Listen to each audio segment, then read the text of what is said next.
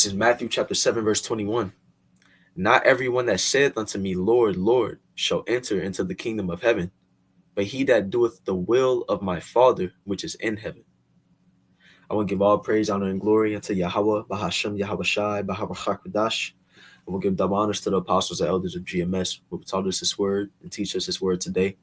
I want to give a salutation unto the elect of the nation of Israel. This is Brother Yatazak Ba with the GMS Nebraska camp. This is GMS Endeavor.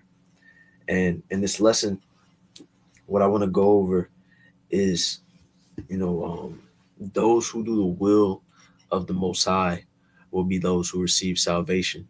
And what I mean by that is that, just because a person may prophesy or teach, that isn't the only people that salvation belongs to. Nor does that mean just because you prophesy or teach that you will receive salvation. And it's about doing the will of the Father at the end of the day.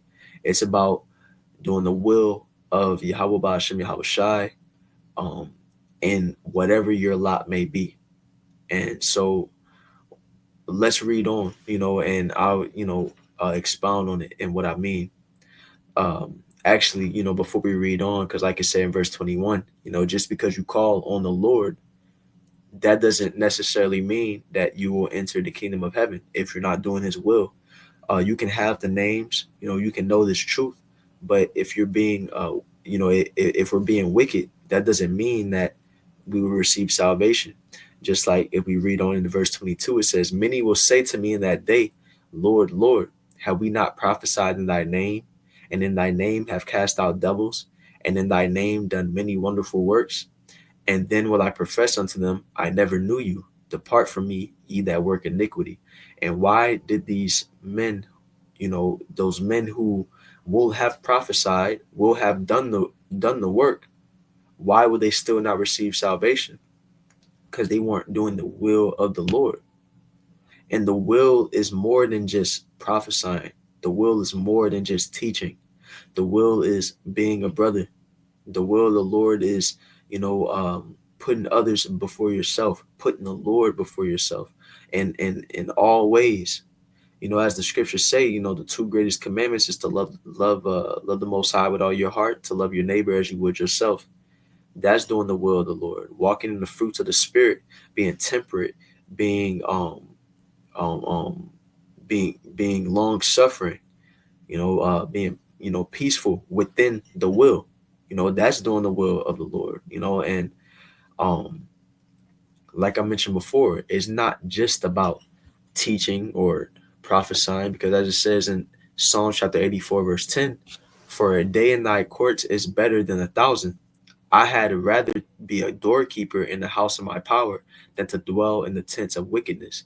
Because you got some people that hold signs. You got some people that's just a reader. You have some people that, play a smaller role in the camp. That's why you have an order to things. You have the apostles, and you have the elders and the bishops, and the leaders of the camps, and then you have the second in commands and the people underneath them, down to the lowest ranking brother. But are they playing their part within the role of the Lord, within the body? Is that where they're supposed to be? And are they serving Yahweh Ba'ashem Yahweh Shai as much as they can within that position? That's what matters. Are they holding that sign with 100% sincerity? Trying to show the people and spread the word. That matters. The Lord sees that. The Lord sees the sincerity and the mindset. And when we are in the positions that we're in, we can be out there teaching and prophesying, but we thinking about something else. We're not even in it. And then let's take it away from those who are, doing the work or in this ministry, because you have those who are just believers. You have those who are friends of the prophets. There are so many people in the scriptures and so many examples of people that received salvation, but they weren't a disciple of Yahweh Shai. They weren't, doing the work. Let's go to Matthew chapter 10, verse 40. It says, he that receiveth you receiveth me, and he that receiveth me receiveth him that sent me. He that receiveth a prophet in the name of a prophet shall receive a prophet's reward. And he that receiveth a righteous man in the name of a righteous man shall receive a righteous man's reward. So what this is saying is, for those who help the prophets, for those who help righteous men, they will be rewarded for them helping the prophets in whichever way that may be. If you gave a prophet a bed to sleep on, as it says in verse 42, and whosoever shall give to drink unto one of these little ones a cup of cold water, only in the name of a disciple, verily I say unto you, he shall in no wise lose his reward. So if you gave, a righteous man, a man of the Lord, something to eat, a cup of cold water when they was out on the highways on a hot day, all these things matter. The Lord sees these things, and they will be rewarded. Just because you are a friend of the prophet and you aren't doing the work, that doesn't mean that the Lord ain't looking upon you in love, and with plans to to give you salvation as well. you know because you have the 144,000, which are the elect men that are the prophets, but you have the innumerable multitude, the 1/3, and those are the men and women and children that will receive salvation as well, that maybe they weren't teaching, maybe they weren't prophesying. Well, I won't say maybe, because you got the women and children that, of course, they weren't prophesying. They were, you know serving the Lord within their role. You have the women bringing up the children, in the knowledge of Yahweh Bashem, Yahweh Shai, trying to walk in righteousness to the best of their ability. You have the children honoring their parents, trying to walk in righteousness according to the scriptures, as best as they can, trying to serve Yahweh Bashem, Yahweh Shai within their lot. Those things matter. Let's go to Mark chapter 12 and verse 42. It says, and there came a certain poor widow, and she threw in 2 mites, which make a farthing. So this amount of money that this poor widow threw in is what was a very small amount of money, but let's read on. It says, and he called unto him his disciples and said unto them, this is Yahweh Shai speaking. It says, verily I say unto you that this poor widow had cast more in than all they which have cast into the treasury. For all they did cast in of their abundance, but she of her want did cast in all that she had, even all her living. So her alms, even though it was a minuscule amount, was more than what everybody else cast in, because they had it, and they gave they amount. It might have been a bunch of money, but they was good. They had it. She gave her last. And the Lord saw that as righteousness over what everybody else was doing. That shows that it's deeper than just the surface level of, serving the Lord. The what people see, with their eyes, is deeper than that. It's serving Yahweh Ba'ashem Yahweh Shai, sincerely within your lot. To where this was just, it doesn't even, give her name. It just says she was a certain poor widow. Yet the Lord recognized her for what she did. And I want to give one more example, which there are more in the scriptures, where you had the woman who had the faith of, let's grab that real fast.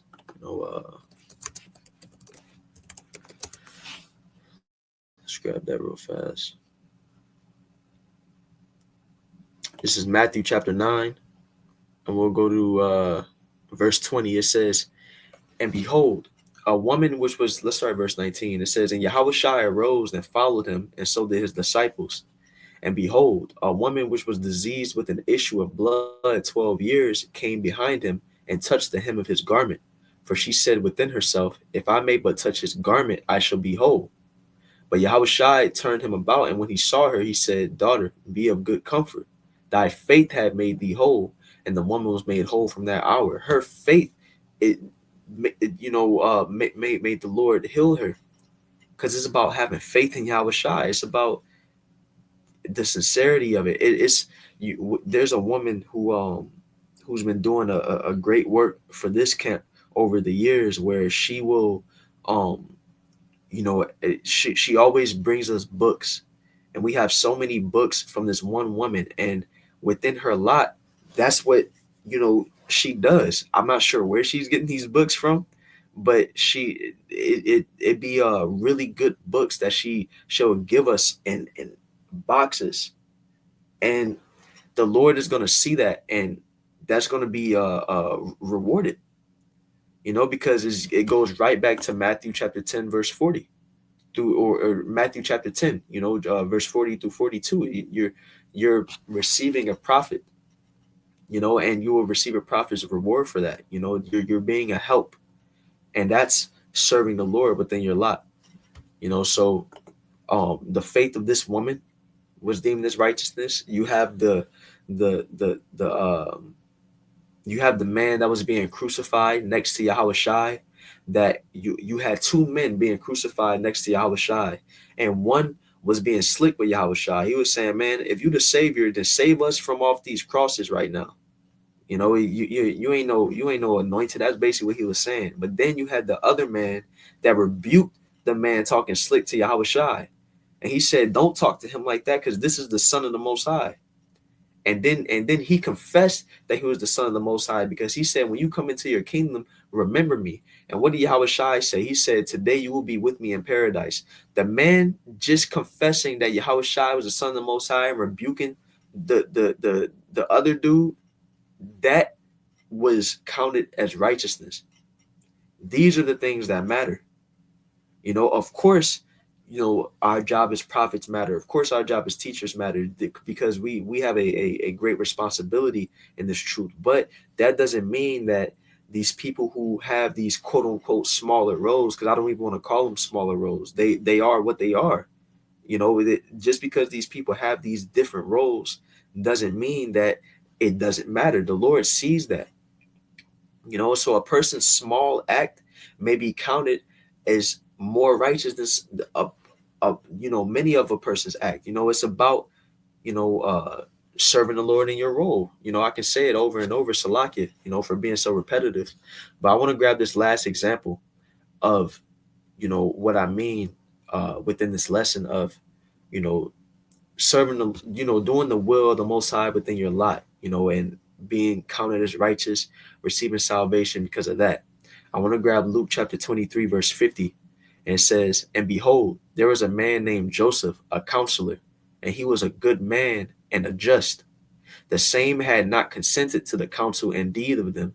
He was of Arimathea, a city of the Jews, who also himself waited for the kingdom of the Most High." So this man Joseph of Arimathea, he was a rich man, and he was a part of the Sanhedrin. Now, the Sanhedrin was a body of the elders of the Jews, and you had many of these men, and wicked among the Jews that wanted Yahweh Shai put to death.